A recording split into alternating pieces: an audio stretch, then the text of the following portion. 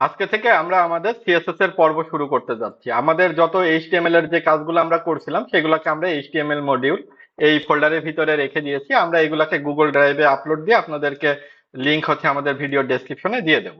তো চলুন আমরা হচ্ছে শুরুতে একটা ইন্ডেক্স ফাইল নিয়ে নিই, index.html। আচ্ছা, সিএসএস এর কাজ শুরু করব, কিন্তু আমরা কিন্তু ইন্ডেক্স একটা ফাইল নিয়ে নিলাম, কারণ আমরা যে সিএসএস এর যে আমরা ডিজাইন গুলা করব, তো সেটা তো আমাদের এইচটিএমএল স্ট্রাকচারের উপরেই করতে হবে। এই জন্য আমরা index.html নামে একটা এইচটিএমএল ফাইল কিন্তু নিয়ে নিচ্ছি। আচ্ছা, তো সিএসএস এর যাওয়ার আগে আমি শুরুতে একটু সিএসএস সম্পর্কে বলে নিই। সিএসএস এর পূর্ণ রূপ হচ্ছে ক্যাসকেডিং স্টাইল শীট। তো এই সিএসএস ব্যবহার করা হয় আমাদের যে এইচটিএমএল এর যে স্কেলিটন, সেই স্কেলিটনকে একটু সুন্দর রূপ দেওয়ার জন্য, ডিজাইনটা যাতে একটু সুন্দর হয় সেই জন্য।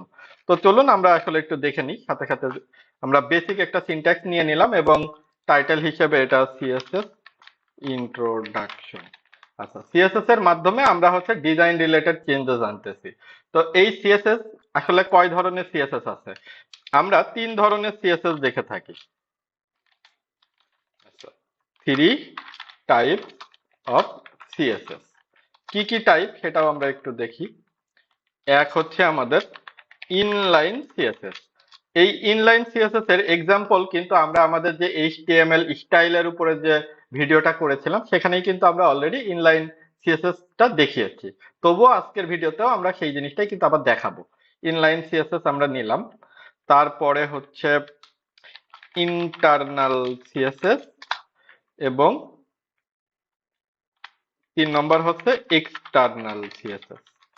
আচ্ছা, তো এখন আমরা হচ্ছে শুরু করতেছি আমাদের হচ্ছে ইন্টারনাল সিএসএস দিয়ে। এই আমাদের হচ্ছে ইনলাইন সিএসএস দিয়ে শুরু করি। Inline CSS. আচ্ছা, তো ইনলাইন সিএসএস এই নামের থেকেই কিন্তু আমরা বুঝতে পারতেছি যে আমরা যে সিএসএস টা করতেছি সেটা আমাদের এই লাইনের ভিতরেই করতেছি। যে লাইনে আছি আমরা সেই লাইনেই কাজটা করতেছি। আচ্ছা, এখন আমরা হচ্ছে পেজটাকে সেভ করি এবং এটাকে একটু ওপেন উইথ লাইভ সার্ভার করে লাইভ সার্ভারে ওপেন করে নিচ্ছি। নেওয়ার পরে কোডটা, হ্যাঁ, জুম হয়ে আছে। আচ্ছা, এখন আমরা ইনলাইন সিএসএস আপনাদেরকে দেখানোর জন্য আমাদের ব্রাউজারে এখন কিছু দেখাচ্ছে না, কারণ আমরা যা এতক্ষণ লিখলাম সেগুলো কিন্তু কমেন্ট ট্যাগের ভিতরে আছে। তো আমরা এখন শুরুতে একটা H1 ট্যাগ নিয়ে নিচ্ছি। দিস ইজ হেডলাইন 1, এক্সাম্পল হচ্ছে ইনলাইন সিএসএস। আচ্ছা, এখন আমরা সেভ করলাম। আমাদের হচ্ছে প্রিভিউতে কিন্তু H1 ট্যাগের যে টেক্সটটা সেটা কিন্তু শো হয়ে আছে। তো এখন আমরা দেখতে পাচ্ছি যে এইটা হচ্ছে হেডলাইন 1 যে টেক্সটটা সেটা হচ্ছে ডিফল্ট ভাবে ব্ল্যাক কালার হয়ে আছে এবং বোল্ড হয়ে আছে। তো এইটার যদি আমরা হচ্ছে এই একে ডিজাইন রিলেটেড চেঞ্জেস করতে চাই তাহলে পরে ইনলাইন সিএসএস মানে কি, আমরা এই লাইনের ভিতরেই সিএসএস টা করতেছি। সো এই লাইনের ভিতরেই যদি করতে হয় তাহলে পরে আমাদেরকে কি করতে হবে, এই যে ট্যাগটা, এই ট্যাগের ভিতরে একটা অ্যাট্রিবিউট ব্যবহার করতে হবে, সেটা হচ্ছে স্টাইল অ্যাট্রিবিউট। আচ্ছা, এই স্টাইল অ্যাট্রিবিউটের ভিতরে এখন আমরা প্রপার্টি এবং ভ্যালু ডিক্লেয়ার করব। তো সিএসএস এর বেসিক সিনট্যাক্সটাও আমরা আসলে আসবো। তো এরপরে আমরা হচ্ছে এই হালকা একটু বেসিকটা দেখে নিই, তারপরে আমরা হচ্ছে চলে আসবো হচ্ছে আমাদের সিএসএস এর সিনট্যাক্সে। এখন আমাদেরকে এই ইনলাইন সিএসএস দেওয়ার জন্য এই স্টাইল অ্যাট্রিবিউটের ভিতরে প্রপার্টি এবং ভ্যালু ডিক্লেয়ার করতে হবে। এই প্রপার্টি আর ভ্যালু কি সেটাও কিন্তু আমরা যখন সিএসএস এর সিনট্যাক্সটা দেখব তখন জানবো।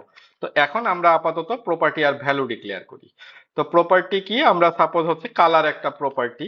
এই কালার প্রপার্টির কাজ হচ্ছে আমাদের যে টেক্সটটা সেই টেক্সটের কালার চেঞ্জ করা। তো এখন যদি আমরা এখানে হচ্ছে ব্লু দিয়ে দিই, তাহলে যদি আমরা সেভ করি তো দেখতে পাচ্ছি আমাদের টেক্সটের কালার ব্লু হয়ে গেছে। আমরা যদি আরেকটা প্রপার্টি ভ্যালু ডিক্লেয়ার করতে চাই তাহলে পরে এই প্রপার্টিটা, যেটা প্রথম প্রপার্টি, তারপরে একটা সেমিকোলন দিতে হবে, তারপরে আমরা হচ্ছে আবার সেকেন্ড প্রপার্টি ডিক্লেয়ার করতে পারবো। এইভাবে আমাদের যত প্রপার্টি ডিক্লেয়ার করতে হবে একটার পর একটা আমরা সেমিকোলন ব্যবহার করার মাধ্যমে চলে যাব। আর প্রপার্টির এখানে হচ্ছে প্রপার্টির নেম, তারপর একটা কোলন, তারপর প্রপার্টির ভ্যালু। তো এখন আমরা মনে করি যে আমরা চাচ্ছি যে ফন্ট সাইজটা চেঞ্জ করব। তো ফন্ট সাইজ হচ্ছে প্রপার্টি, তার ভিতরে আমরা ভ্যালু হিসেবে দিয়ে দিলাম, সাপোজ হচ্ছে আমরা কত দেব, 40 পিক্সেল দিয়ে দিলাম। 40 পিক্সেল দেওয়ার পরে যখন আমরা সেভ করতেছি দেখতেছি আমাদের ফন্টের কিন্তু সাইজটা আরো বড় হয়ে গেছে। তো তারপরে আমরা দিতে পারি ব্যাকগ্রাউন্ড কালার হিসেবে সাপোজ আমরা অ্যাকোয়া দিলাম। এখন যদি আমরা সেভ করি তো দেখতে পাচ্ছি আমাদের টেক্সটের ব্যাকগ্রাউন্ড কালারও কিন্তু চেঞ্জ হয়ে গেছে। এখন এই যে চেঞ্জেস গুলা, তারপরে টেক্সট ট্রান্সফর্ম দিলাম আমরা হচ্ছে আপার কেস। এটা দেওয়ার ফলে কি হলো আমাদের, আচ্ছা, কোডগুলোকে এখন হচ্ছে এক লাইনে আর রাখতেছে না, তাই ওয়ার্ড র্যাপিং করা আছে আমাদের এখানে। তো সেই র্যাপারের কারণে হচ্ছে কোডটাকে এরকম ভাবে ডিসপ্লে হচ্ছে। তো এটা কোনো সমস্যা না। তো এখন দেখেন আমাদের যে অলরেডি কিন্তু আমাদের টেক্সটের যে লেখাগুলো, ওয়ার্ডগুলা কিন্তু সব, লেটারগুলো আমাদের সব বড় হাতের ক্যাপিটাল হয়ে গেছে। তো এইভাবে আর কি আমরা এই স্টাইল যে অ্যাট্রিবিউট, সেই স্টাইল অ্যাট্রিবিউটের ভিতরে আমাদের চাহিদা মতো প্রপার্টি এবং ভ্যালু ডিক্লেয়ার করে আমরা কিন্তু ইনলাইন সিএসএস লিখতে পারি ওই যে ট্যাগে আমরা চেঞ্জ করতে চাচ্ছি সেই ট্যাগের ভিতরেই। এটা হচ্ছে আমাদের ইনলাইন সিএসএস এর এক্সাম্পল। বাট ইনলাইন সিএসএসটা আসলে রিকমেন্ডেড না, এসইওর জন্য খুব বেশি একটা রিকমেন্ডেড না। যদি আমাদের কোনো উপায় না থাকে তখন আমরা হয়তোবা যে আমরা এক প্রকার বাধ্য, তখন আমরা ইনলাইন সিএসএস ব্যবহার করব। এবং এখন আমি 2 নম্বর সিএসএসটা, যেটা আমাদের ইন্টারনাল সিএসএস। আচ্ছা, তো ইন্টারনাল সিএসএস এর জন্য আমি আরেকটা ট্যাগ নিয়ে নিচ্ছি।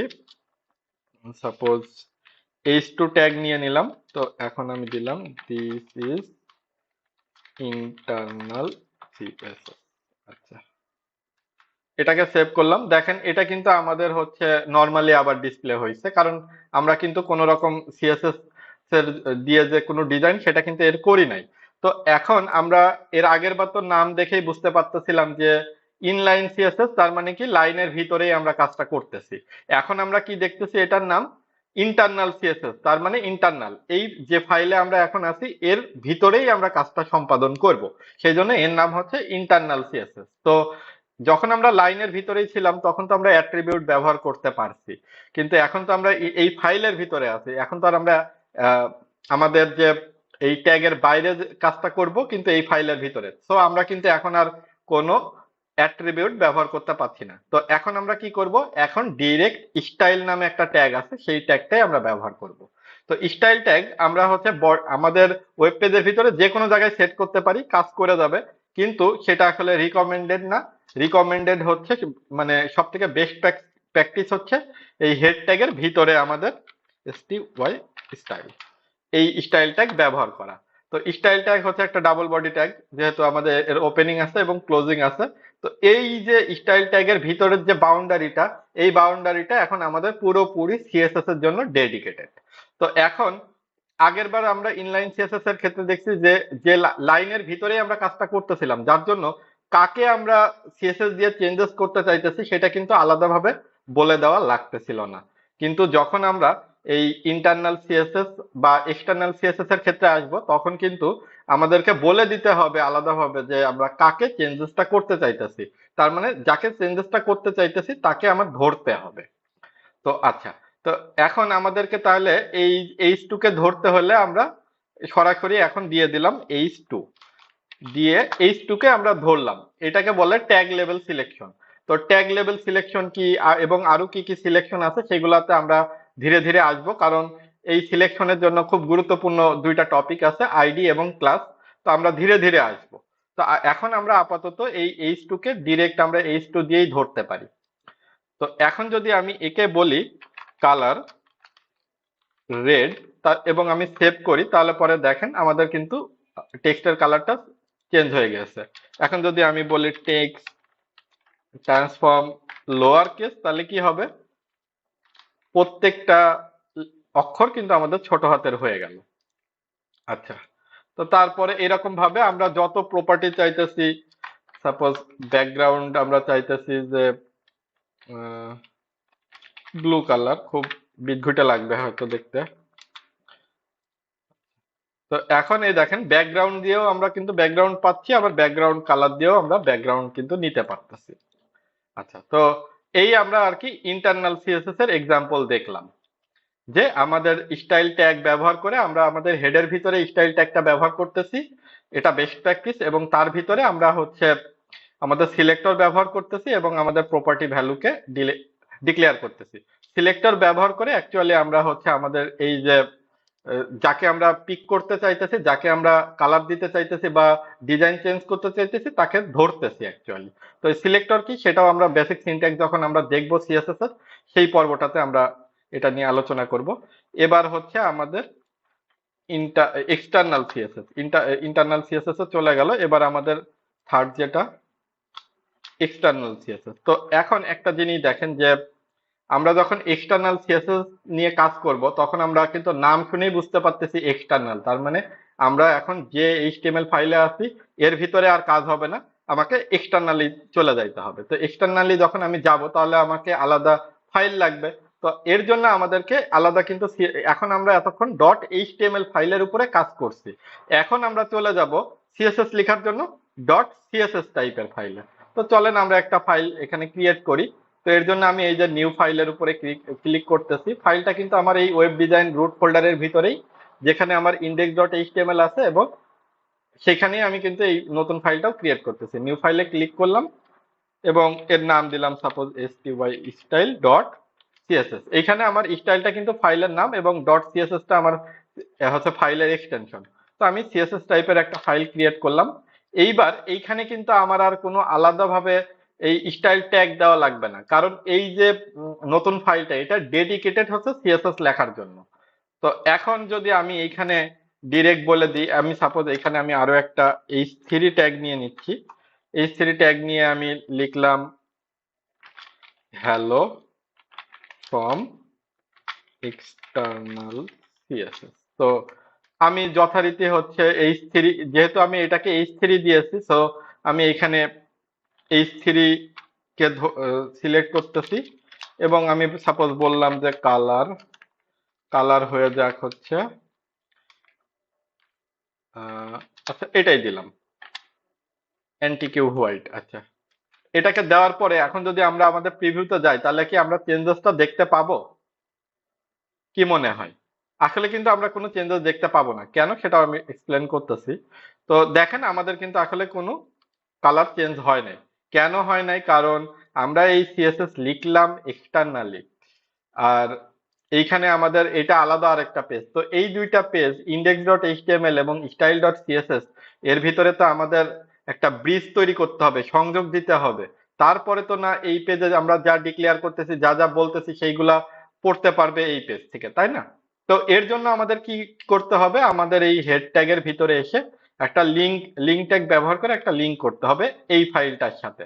তো সেটা আমরা যদি এখানে আসলাম এবং একটা নতুন লাইন নিয়ে এলআইএন কে লিখলেই আমাদের দেখেন আমাদের যে ইমেট অ্যাব্রিভিয়েশনের জন্য আমাদেরকে কিন্তু দেখাচ্ছে লিঙ্ক, তারপর কোলন দিয়ে সিএসএস। তো আমরা এটা যদি নিই তো এখন আমরা দেখেন লিঙ্ক ট্যাগটার ভিতরে রিলেশন অ্যাট্রিবিউটের ভ্যালু হিসেবে এখন দেখাচ্ছে আমাদের স্টাইল শিট, এবং হাইপার রেফারেন্সের ভিতরে এখানে ডিফল্ট ভাবে স্টাইল ডট সিএসএস চলে আসে, কিন্তু আমরা অ্যাকচুয়ালি এখানে আমাদের হাইপার রেফারেন্সের ভিতরে ফাইল পাথটা দেব। তো ফাইল পাথ সম্পর্কে আশা করি আপনাদের কোনো মানে কনফিউশন থাকার কথা না। যদি কনফিউশন থাকে তাহলে আমাদের ফাইল পাথ রিলেটেড যে ভিডিওটা আছে সেটা আরেকবার দেখে আসবেন।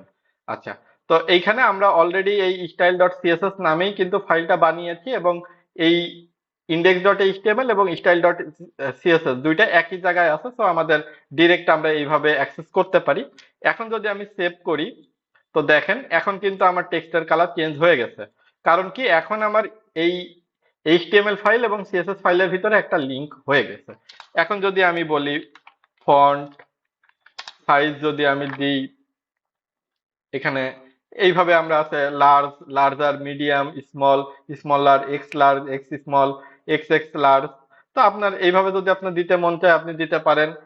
আবার হচ্ছে আপনি চাইলে পিক্সেলও বলে দিতে পারেন। সাপোজ আপনি এটার পিক্সেল দিলেন, চাইতেছেন আপনি 17 পিক্সেল হয়ে যাক এটা। তো H3 এখন দেখেন আমাদের এখানে কিন্তু 17 পিক্সেল হয়ে যাবে। বা আপনি যদি এটার ফন্ট সাইজ মনে করেন আপনি দিলেন 8 পিক্সেল, দেখেন কি হয়। দেখেন এ কিন্তু 8 পিক্সেল হয়ে গেছে। আপনি যদি এখন এখানে বলেন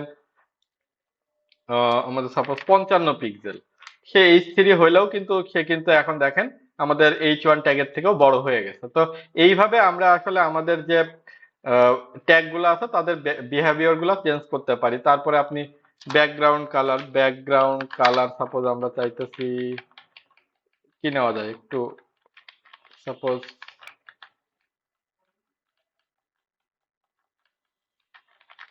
সাপোজ আমরা এই ডার্ক অরেঞ্জ এটাই নিলাম, একটু অদ্ভুত কালার নিতেই ভালো লাগতেছে। আচ্ছা, তারপরেও কিন্তু এখন আমাদের টেক্সটের যে কালার সেটার সাথে কিন্তু আসলে ভালো লাগতেছে। তো এইভাবে আর কি আমরা আমাদের যে 3 ধরনের সিএসএস এইভাবে আমরা লিখে থাকি। তো এর পরবর্তী ভিডিওতে আমরা আলোচনা করব আমাদের সিএসএস এর সিনট্যাক্স নিয়ে। তো পরবর্তী ভিডিও দেখার জন্য আমন্ত্রণ থাকলো। ধন্যবাদ সবাইকে। আসসালামু আলাইকুম।